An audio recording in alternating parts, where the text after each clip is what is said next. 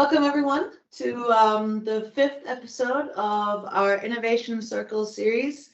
Now, before we start, some of you watching this recording may notice that this episode is a little bit different. This is because last time we unfortunately faced some technical issues and we're not able to recover the recording. But as we say in German, Glück im Unglück, which is loosely translated to, having luck within an unlucky situation, or put differently, the silver lining, is that we get to sit together with this lovely group of people and once again discuss this very interesting and relevant topic for ETIN. And at this point, I'd also very much like to thank Lina and Jakob for your cooperation and support, and also to our dear colleague Ralph, who's agreed to moderate the session again.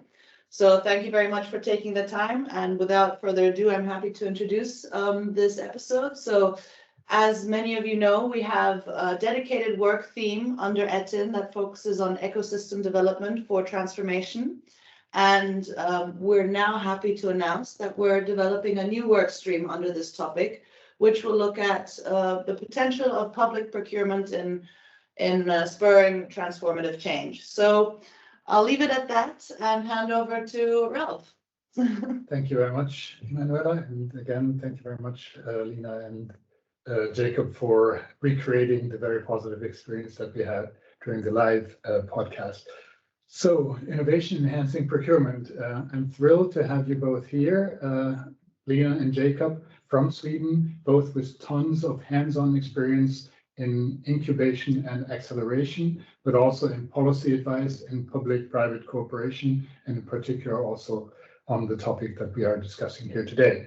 So let's start with a figure. General government procurement expenditures are equivalent to close to 50% of GDP on average in the UNECE region. So the government sector plays a huge role, not just as a creator and arbiter of rules, but also as a provider of public goods and services.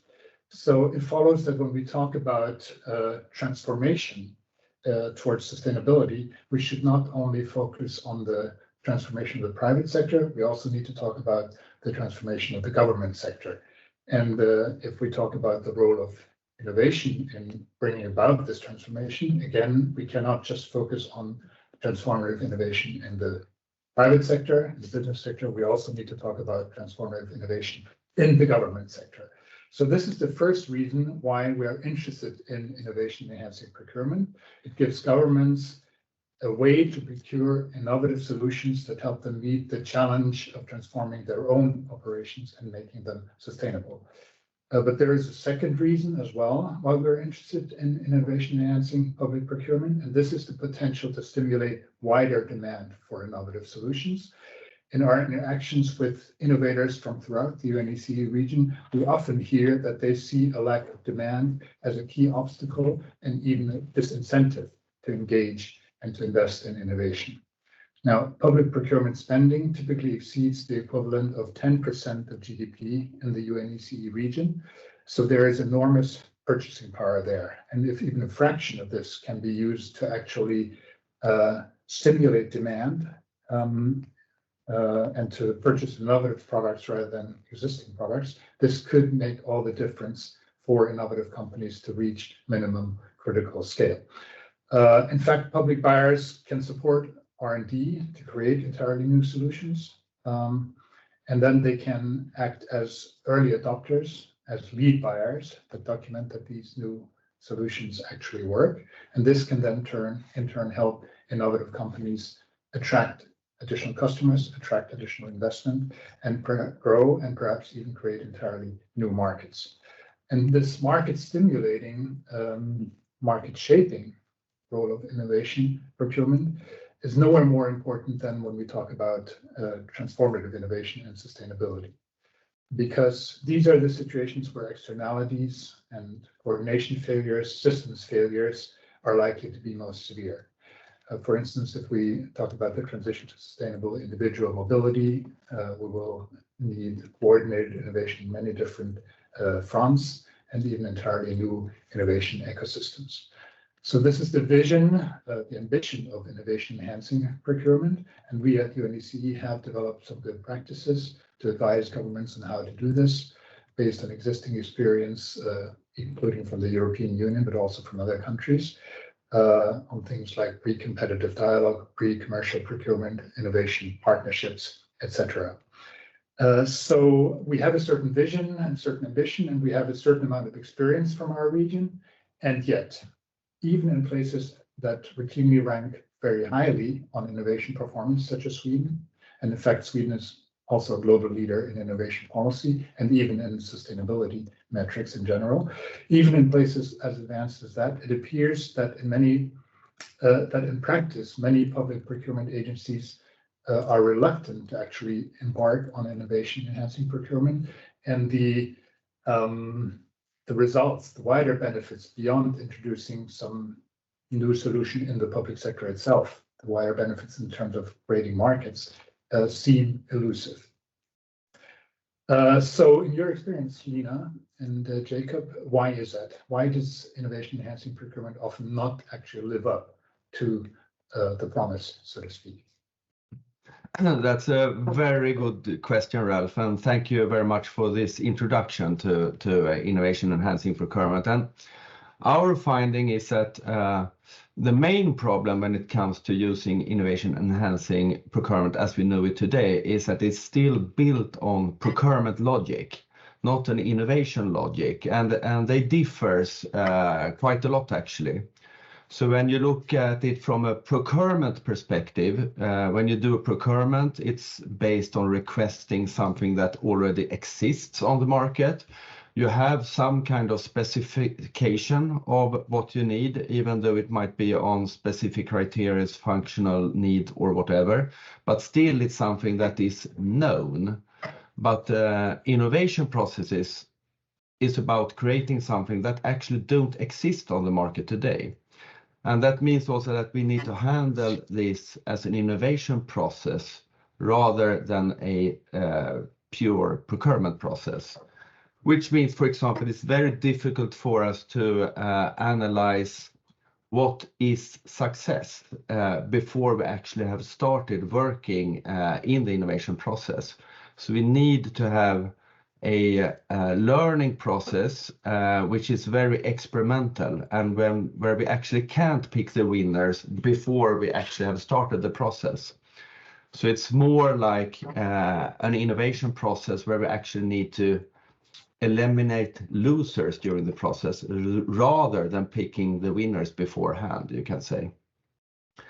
And you also can say that an innovation, to be cost effective, you need to have a lot of customers who actually share the cost of the innovation, which means that in order to be successful and cost effective also for the customer, we want the solution to actually scale on the market, which implies that the ability to scale on the market is key.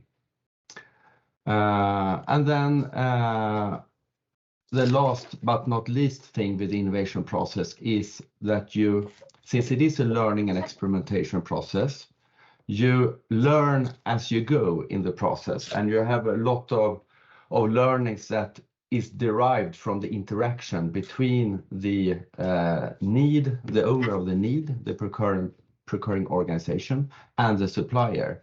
So it gets like an iterative co-creation process, you can see. And last but not least, when it comes to innovation, it needs to be driven by demand. So it's not actually about, focusing on the idea. It's rather to focus on the implementation of the idea in large scale. To create market is a key thing in this kind of process. So looking at it as an innovation process rather than a procurement process. Lina, something you want to add? I think you nailed it, I must say. But I think that if you look into us coming from a region in Sweden where we've had a long tradition of interactions and collaborations between public sector and private sector, what you can see that is even in the successful cases of innovation procurement, so to say, the the solutions tend to not scale in the market very well. I mean, everyone hopes that it will, so to say, but it might not, and often they don't. Which means that 2, 3, 4, 5 years down the line, the products or services that are procured, they are not developing as they normally would have done in a competitive market, so to say. So that, I would say, if I'm going to point out one specific reason why this isn't used more, I would say that this leads to it often not being a cost-efficient process for the public buyer or the companies, because the scalability aspect is actually key for the economic efficiency as well.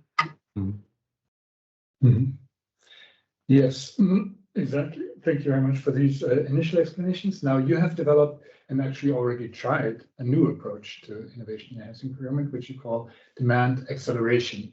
So tell us a little bit more about how you came up with this and how it addresses these problems that we have just talked about.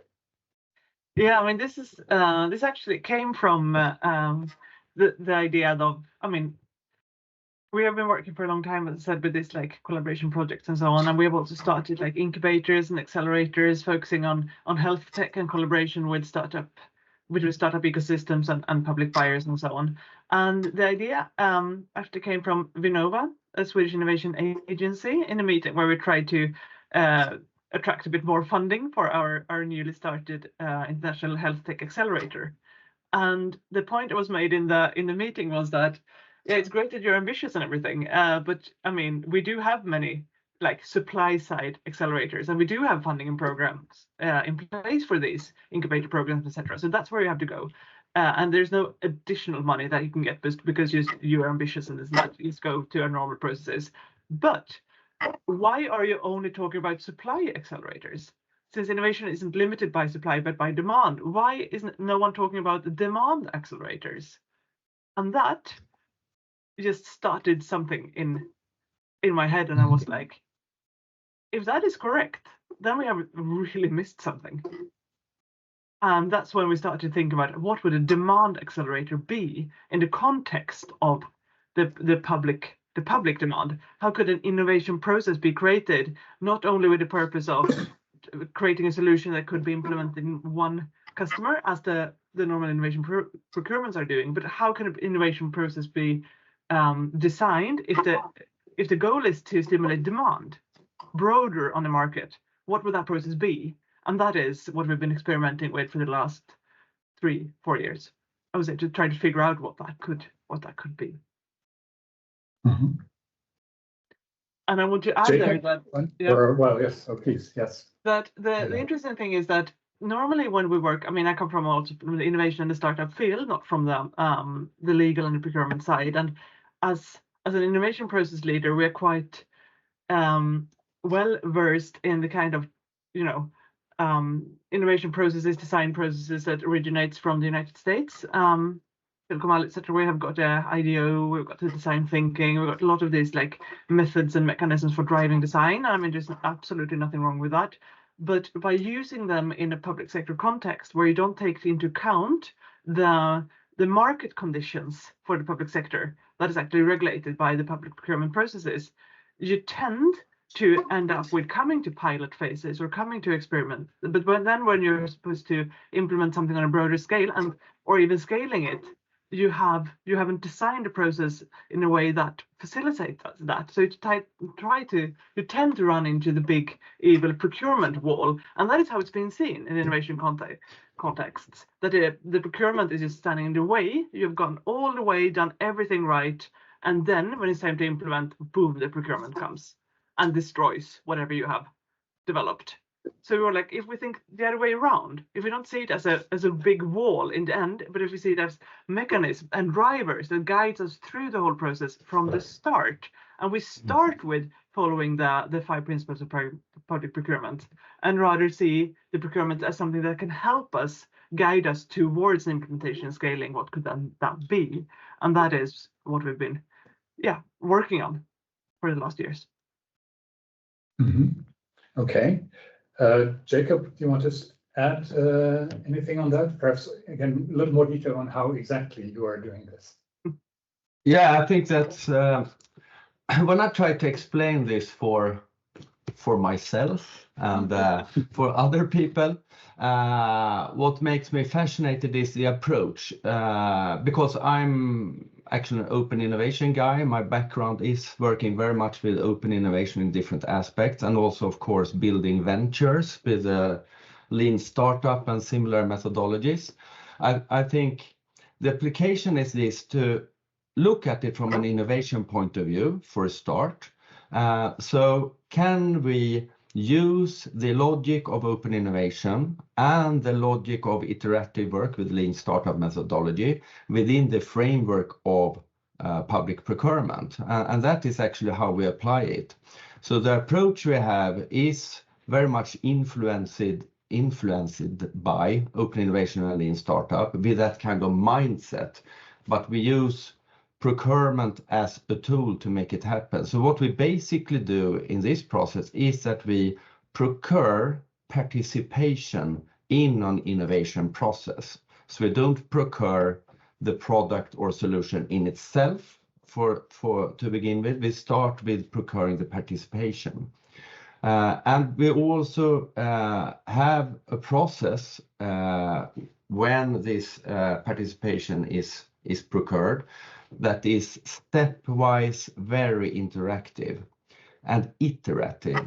So that means that it's several suppliers that qualify for a joint open innovation process. And then we work iteratively, stepwise, and try to sort out those who don't have the necessary ability to solve the problem and scale the solution on the market. So we basically are looking both for someone who can solve the actual problem for the procuring organization, but also have the ability to scale on a broader market. So that means that in this process, when it comes to criteria, for example, we have built in business development related criteria that are aimed to stimulate development of the business development capabilities at the supplier level, but also sort out those who for some reason don't have the ability to scale. For example, we clearly see that if you have a pure consulting company that you have in this kind of process, they very seldom nor have the will or the ability to scale because they are not product oriented. So that means, for example, that we are strongly looking for companies who have a strong will to scale, to productify the solution and scale on the market. That also means, for example, that the intellectual property rights it's a necessity to let them belong to the supplier in this process, because it is the intellectual property that then ought to be scaled on a broader market with multiple of new users within the same public sphere, so to speak.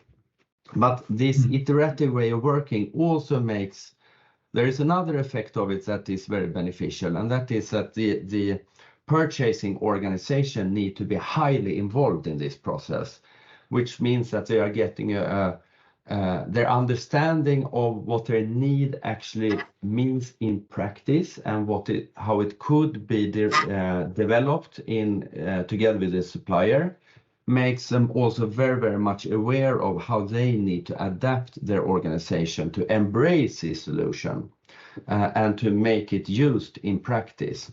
So that means that the demand acceleration process, if you look at it as a process, have both a business development component, but also an organizational development component for the purchasing part. So it is this kind of co-creative aspect of the process that is the core, I would like to say. Mm-hmm. You mentioned that it's inspired by open innovation, and I remember when we looked into this a while ago, one of the issues we came across was this not developed here syndrome, and which we were looking at obviously in the business sector at that point, but the issue that one of the obstacles to opening up the innovation process, bringing in other innovators, maybe even using something that has been developed elsewhere, is often the mindset where people say, if it's not developed here, we don't trust it, or it doesn't work for us. It has to be done for us specifically as a bespoke solution.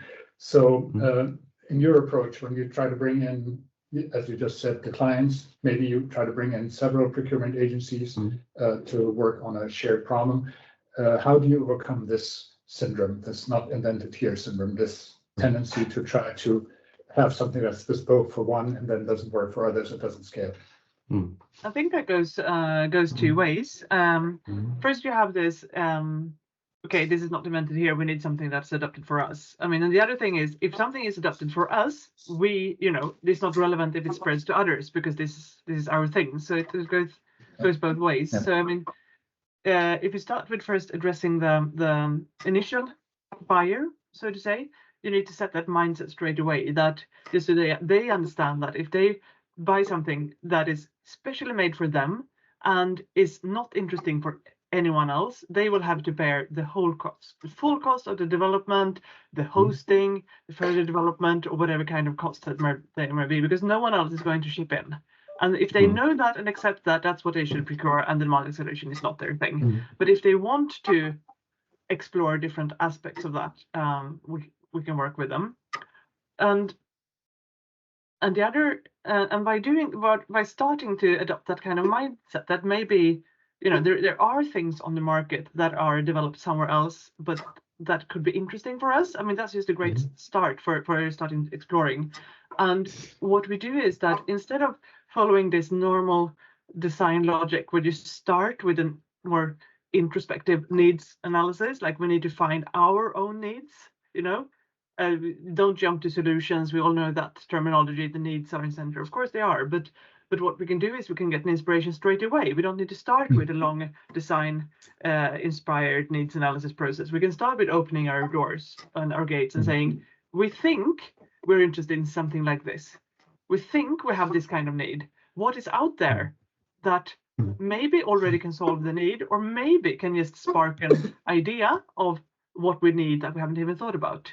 So that you integrate the needs analysis in the whole process, and that's a very key cornerstone. So we normally very early in the process go out in an actual RFI, meaning that we do the kind of design collaboration process, but we do it as a market dialogue within the framework of public procurement. So you can continue and start procuring the work if you see that it's promising. And I think that is one approach. And the other approach is that instead of saying that you build, like if you want to scale something to more customers and you build consortia, that's a normal way of doing it. You have 8 municipalities and procure something together. But that's not a market logic per se. That, I mean, the interesting thing is, can the idea, the product scale beyond the initial buyers? Doesn't matter if they're 1 or 100. And by doing that, you can, instead of going into contractual collaborations, you can rather open up for followers to follow what you're doing, because that can spark ideas, both that they might need what's actually coming out of it, or they want something different that they want to procure on their side. And the third thing that you then in practice everything boils down to is that if the first client says, for example, we want red buttons, that's important for us. But it turns out that you have 10, 15 follower municipalities that are interested. The companies are in contact with them as well, because they are trying to shape the market. And all those 15 say red buttons would never work. Green is the thing. Then the first customer needs to decide, because it's not their product. It's actually the company's product. Should we really opt for saying we need the red ones? They might have to pay specifically for that service. Or is it like, maybe green could work? Maybe it's more cost efficient to do only the green ones if that's what's supposed to scale. So it's a constant interaction between the customer, the suppliers that are in the process, and the potential customers of the suppliers on the other side. So that is one way to kind of unlock these mechanisms. Excellent. And I think maybe we'll come back to that point a little bit later on. But let me move to the next question. You have already implied your methodology successfully. So what are some of the lessons that you have learned, and how are you going to evolve your methodology further? That's also a very good question. And first of all, I must say, also in addition to the last question, that policy really comes into play here, because to be able to drive transformation, it's important, of course, that we have a direction, but also the directionality must be applied on many. So that means that one lesson is that without a clear direction, it's very, very difficult to get, let's say, collective actions in the same direction and really create transformation. So our finding here is that even though you might have it a bit difficult to see transformation based on one single procurement, when you do multiple set of procurements and everything is pointing in the same direction, and it's also solutions that really are scaling on the market, then that's when you get the transformational power of this way of working, so to speak. And let's also add that one learning is that, of course, that demand acceleration is not the only solution, nor when it comes to procurement or when it comes to policy practice, so to speak. But it's one important tool in the toolbox when it comes to driving innovation. And Lina already mentioned that the mindset is really important. So I think one important learning, we're actually learning constantly, is that learning takes place on different levels and in different phases. And we really need to be very open-minded to learning, which means that we believe we are doing this best in a collaborative way, building community around this practice, to learn from each other and also to diffuse the learning into the society and procuring agencies. Mhm. I would like to add to that perspective as well. That's something that's been very clear now when we have both successfully implemented the methodology, but we're also trying to scale it with that this mindset shift that Jakob is talking about. It's here we start touching on like second order learning quite easily, because you realize that it's not only to teach as you know, set of actions or logic or you know, workflow or something. It's you need to start moving into the underlying beliefs on why you do things the way you do. And those are quite different if you come from a startup perspective or if you come from a procurement perspective. You have different underlying beliefs. Or if you're an design oriented innovation process leader, you have fairly different underlying beliefs that you know, affect why you think that things should be done in a certain way. And you need to question all these. You need to bring them up, and you need to question them, and you need to do that, you know, collaboratively in a you know, cross competence learning network in order to try to unlock the ways moving forward. And I think that is extremely important. And one thing I'm going to bring up there as an example is the attitude to risk. When you come from a startup or investment logic, you might want to address risk by investing in several different projects. If you're an investor, for example, and you hope that one or two take off, but you don't know beforehand which one, which means that you don't start with a Series A straight away, right? You do, you know, you start a little bit, you see what can the company do with this money that I give them. Is it enough for me to see that they have potential? I can give them a little bit more. Anytime, you know, should I stop? Have you shown traction? Is any more on board? Have you got clients? And once you step by step see the traction happens, the potential growing, then you are ready to invest more, right? That is a very normal, I mean, a very natural logic for someone that comes from that side. But the risk, you know, managing risk when it comes from a procurement side, it's more like the more, you know, the more specific we can be in our requirements, the better we manage the risk, because then we avoid the risk that things happen differently than what we thought. And if you know if it's a quite fairly stable and predictable context, that's a great thing. That's the same as when you build a machine. If you make the blueprint detailed and well thought out enough, the machine will produce the result that we want. But of course, if you're in an unpredictable and complex environment, all that work that you put into writing the perfect blueprint might not lead to the result that you want, because different factors are coming in all the time. And if you see an innovation process and a co-creative innovation process things are going to emerge that you haven't planned for, and that's might be where the magic is and where the gold is. Which means that this kind of detailed approach of analysis and planning to control risk might not be the best idea. But in order to even get to that discussion, it's a process. It doesn't help just like having a training or giving someone a book. You need to work together and you need to question, why do we think we should arrange the meeting this way? Why do we think we should wait and do 6 months in analysis before we start an RFI? What is that based on?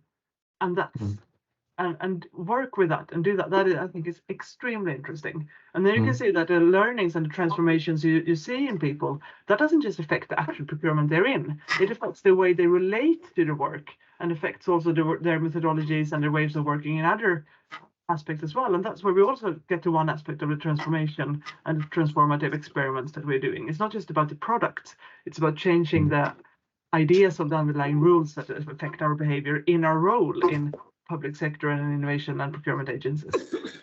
And very well said, Lina. And let me add, the view on risk is one perspective of it. Another thing that is very, very different in an innovation process is how you handle failure.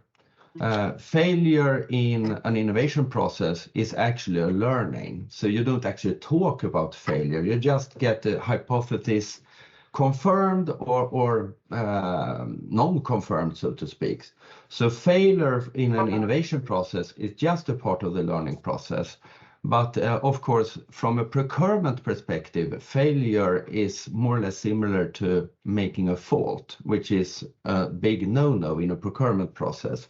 So that's also an aspect of a mindset shift that is extremely important and need to be handled. So it's a lot of learnings to do among the actors in the process, actually, and it's very interesting. And of course, if you look at failure in the procurement process, if you fail, you write a requirement the wrong way, and then you might live with a lousy solution for 4 years. I mean, that failure could have an enormous consequence. So it's also about then designing the processes and the rules for how can we then not make initial failures having that effect, which brings us back to a step-by-step iterative approach where you don't decide beforehand the exact requirement. The exact requirements emerge during the process. When you know more, that's when you take the bigger risks. In the beginning, when you know the leads, you take the smallest risks. Yes, and I think these are excellent points, and we've also come across those in our own work at country level. I remember, for instance, when we were helping Georgia to change its procurement and to bring innovation into it, one of the main concerns was precisely risk-taking, failures, and how to handle that. There was concern that procurement agencies could be accused of corruption if they use criteria other than lowest cash cost. They were concerned that the more criteria you introduce, in addition to that, the less transparent the process becomes. So I think it is indeed very important that on the one hand, you have the policies right, you have the legal frameworks right, so it's crystal clear that these things are above board, that they can be done. It's very important to have the political leadership to provide the cover, to provide the motivation, the incentives for procurement agencies to take more risks. It's indeed very important to create capabilities and also to create conditions for the experimentation to be safe, so to speak, because we're playing, quote unquote, with public money, of course, unlike venture capitalists. We don't have the opportunity to spread the risk as far as venture capitalists could. And I think one of the lessons is also that this type of procurement is not for all procurement. There is a lot of procurement where it's perfectly fine to just buy something off the shelf or a solution that exists, even though it may be new to the public sector. And the final point, perhaps, is that it's also context-based. The capabilities are very different across countries.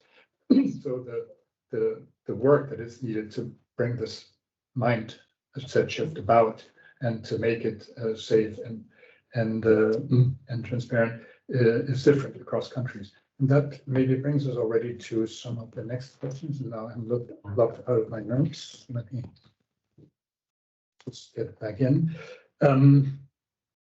Yes. So, and actually, we've already started addressing this question, but the question is that you have already several use cases. like VR goggles, AI-driven citizen portals, solutions for environmental sustainability at the municipal level. This conversation, of course, is in the context of transformative innovation. And again, Jakob have already hinted at this, but I've looked at the European Commission's benchmarking exercise, which admittedly is from 2018. So we look forward to the results of the newest exercise, which is currently underway. But it shows for Sweden from 2018 that overall, the percentage of the public procurement budget that is spent on innovation is about 10%, so not so bad. But where Sweden seems to be clearly below European averages is in the percentage that goes to actually transformative innovation spending. According to this benchmarking, it's 27% of Sweden's innovation procurement was spent on transformative innovation, whereas the European average is, to me, implausibly high, 84%. But so can you say a little bit more about where you see the specific obstacles to really generating transformative innovation in Sweden or in general, and how your methodology addresses this? That's a really interesting question. First of all, our belief is that transformation is driven by a set of actions, a lot of different actions in different perspectives, of course. So to drive transformation, we really need a clear directionality and implement a set of actions in that direction. So common directionality is key, and that when it comes to demand acceleration, if you do have a clear direction, which is basically derived from some higher goals like the SDGs, but all the way down to, for example, policies for a regional council or for a municipality, to have that directionality very clear for the whole organization means that what we can do in all the different actions we take, including procurement of innovation according to demand acceleration, will be pointing in the same direction. So when policy and practice meet, we will get a lot of different actions which together create a transformative movement. And this becomes even more clear if you look, for example, at the mission-driven economy, where we jointly work to solve different missions, but we break that down into sectors, and in the sectors we have different interventions, which could be done in experiments or projects or whatsoever. And as long as those point in the same direction, we will create a transformational movement, so to speak. But once again, when it comes to demand acceleration, it's very much about scalability. So scalability of solutions, which contribute to transformation, but also actually scalability of the methodology as such. So it is used in public procurement where it's suitable to be used, I must emphasize, in a much broader scale.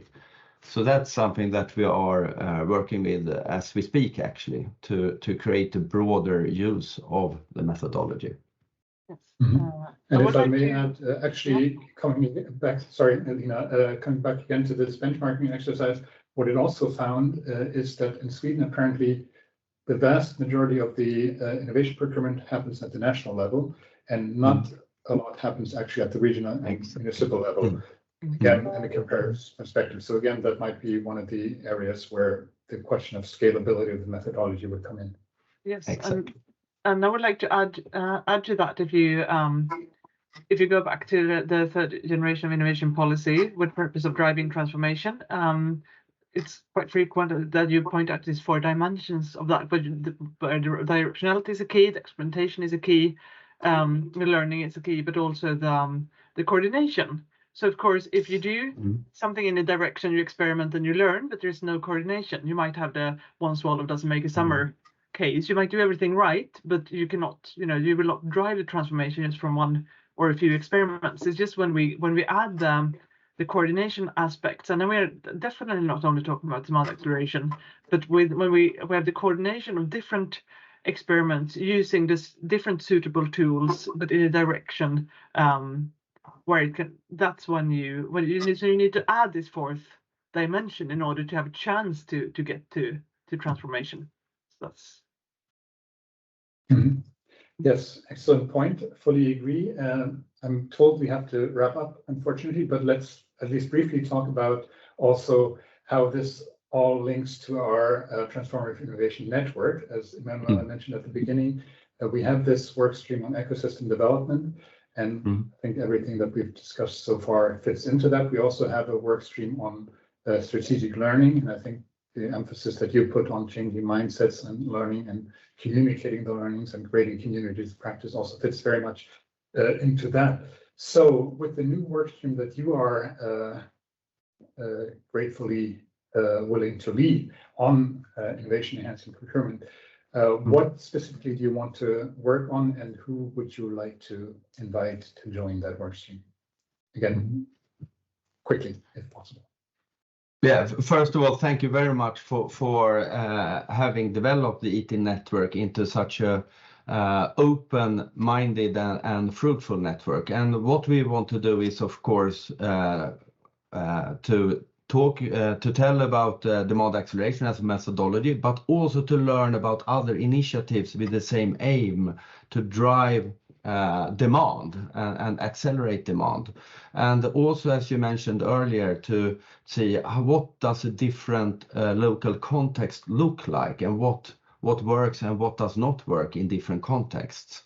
So we want to invite to a work stream where we explore the potential with innovation enhancing procurement with from the demand side, so to speak.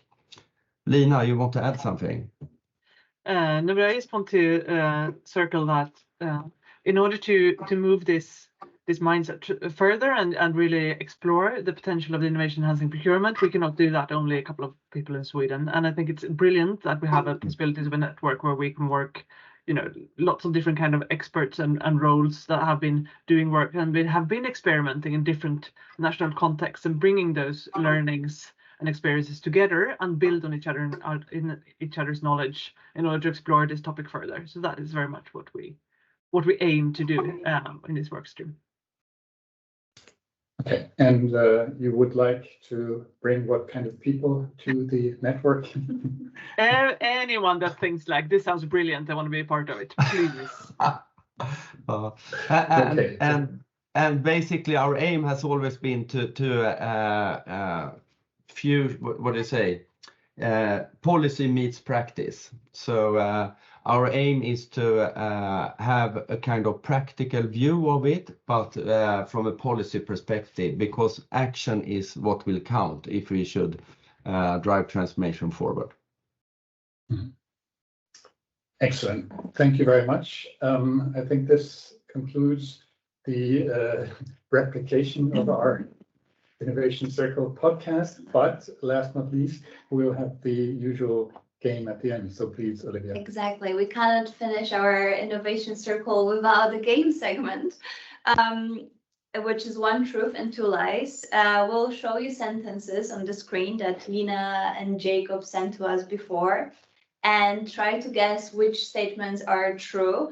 In our initial original episode, the audience pretty much failed with guessing, I must say, and it was only because our guest really tricked us with very crafty statements.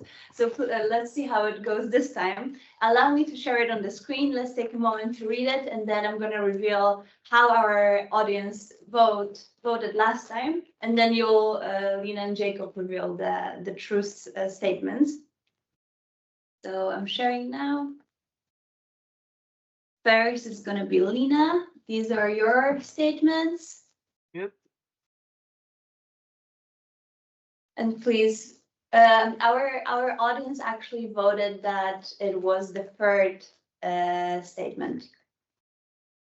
Yes, I will reveal now that I did launch a startup social project in Nepal in my 20s, and I did not make a substantial exit either. So wrong country and wrong outcome.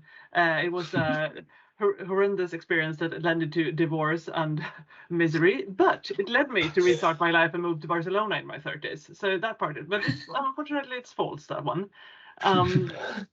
If we move up to the first one, yes, I have been very deeply involved in the world of Cuban salsa.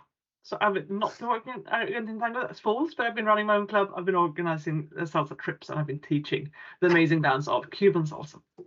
So that is also false, unfortunately, which leads us to, yes, I do have been a professional classical piano player. I've studied at the University of Kunst in Berlin, and I've given hundreds of concerts. It was a while ago, though. Thank you so much, Lina. You know what I meant by crafty statements now. Let's move to Jakob. Here are your statements. And our audience, from what I remembered, voted for the first one as the truth.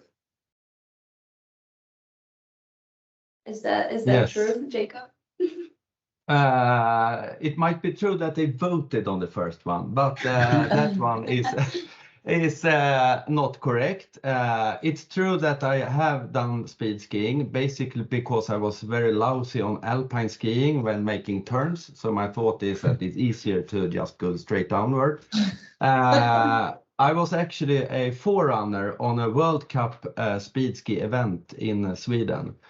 And my personal record is 160 kilometers per hour, but the problem is that I failed miserably. So I actually crashed in the middle of the course and made 160 kilometers per hour on my butt, which was very annoying. And the peculiar thing is that when I was coming down after the finish, I was laying on my back.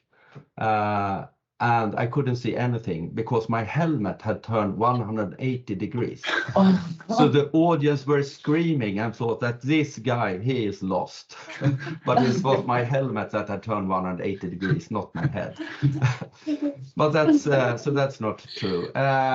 It's not true that I'm a guitarist in a punk rock band. I started as a bassist, got fired because I was too lousy, but I got contracted as a singer instead. So I'm a singer in a punk rock band, but we are just amateurs. So it's nothing special, but it's real fun. It is true actually that I actually won the Swedish championship in dinghy sailing together with my wife last summer. And that was kind of relationship experiment we did, because both me and my wife had competed a lot in our life in sailing, but been very afraid of creating a divorce in the same boat. But we decided to leave all the nagging on shore. And so when we sat in the boat, we said, let's do it together. And we actually won the Swedish championship. It was an experience above. It was very exceptional to do it with my wife. Something to remember. Oh, that's something to remember. Sure. Fantastic. Thank you so much, everyone. Thank you, Ralph. Thank you, Lina and Jakob. And see you hopefully in 2 weeks for our next episode of Innovation Circle, episode 6. So see you there. Thank you. See you. Thanks a lot. Bye. Bye.